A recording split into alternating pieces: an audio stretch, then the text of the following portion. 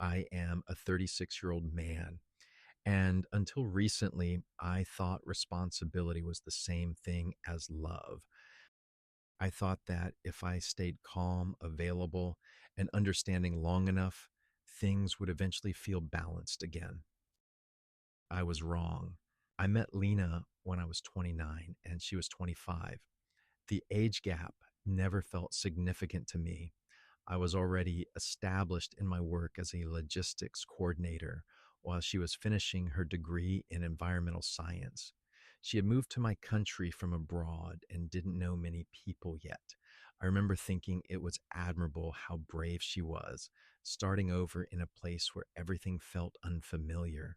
At first, our closeness felt intense in a good way. We talked for hours, we shared everything. She told me I made her feel safe. I took that as a compliment. Over time, close slowly became constant, and we were on video calls while falling asleep. She stayed connected while I cooked, while I worked late, even while I drove. If I didn't respond quickly enough, she'd ask if something was wrong. If I wanted an evening to myself, she'd sound hurt and distant. I told myself it was temporary. She was lonely. She was adjusting. I could handle it. When we moved in together 3 years later, I assumed things would naturally settle. Instead, the expectations followed us into the same space. I became her partner, her emotional anchor, her main source of reassurance, and eventually her emotional regulator. Whenever I tried to set a boundary, even a small one, it triggered something. If I said I needed sleep, she'd say, "If you cared, you'd stay." If I wanted to spend time with friends, she'd go quiet and later say, "I guess I'm just not that important to you." The words were never screamed, they were calm, almost fragile. That made them harder to argue with. By the time we got married, I had already learned to anticipate her reactions. I softened my language. I avoided topics.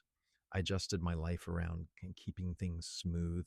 We had 2 children within 4 years. I loved them deeply, but the pressure didn't ease, it multiplied. Lena was exhausted, emotionally overwhelmed, and increasingly withdrawn from me. That's when she started spending long evenings messaging someone else. It was a man from our extended social circle, a divorced father, a few years older than her. At first, I told myself I was imagining things. The messages weren't sexual, there was nothing explicit, but they were frequent, late, intimate, in a way that didn't leave much room for me. When I finally brought it up, carefully, she reacted defensively. She said I was controlling. She said I wanted to isolate her. She said she was allowed to have friends. And she was right. But that wasn't the whole truth. What hurt wasn't that she was talking to him, it was that she was opening up to him in ways she no longer did with me.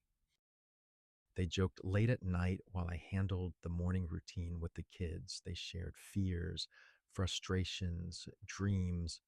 Meanwhile, conversations between us felt functional and tense, like unresolved paperwork piling up on the table.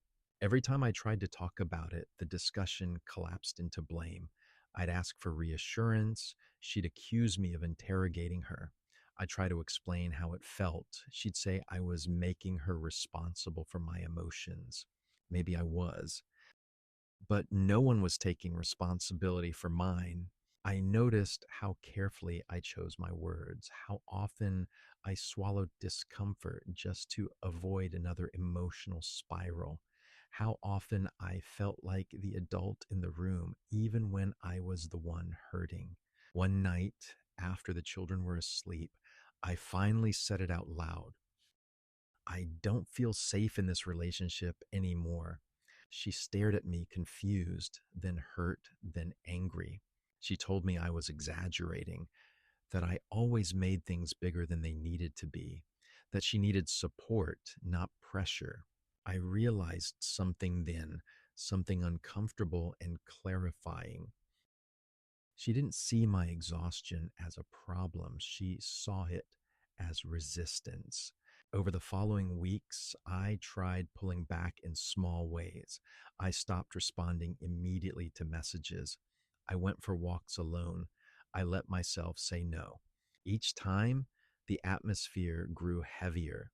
She'd withdraw, then accuse me of abandoning her emotionally. She'd hint at leaving. She'd say things like, maybe you'd be happier without me. The words landed like threats wrapped in sadness, and I felt trapped by them. One evening, after another long silence between us, I sat alone in the kitchen and asked myself a question I had been avoiding.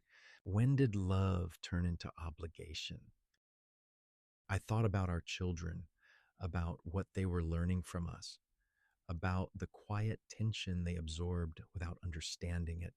I thought about how often I felt responsible for managing everyone's emotions except my own. I didn't want to punish her. I didn't want to control her. I just wanted a relationship where care moved in both directions. When I finally suggested counseling, she said maybe later.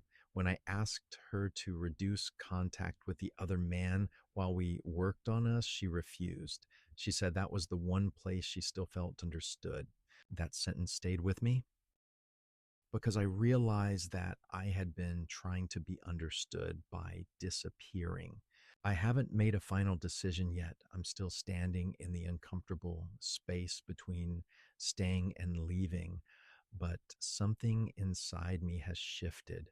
I no longer believe that sacrificing myself is proof of love. And I no longer believe that boundaries are acts of cruelty. Whatever happens next, I know this much. I cannot be the only one holding everything together.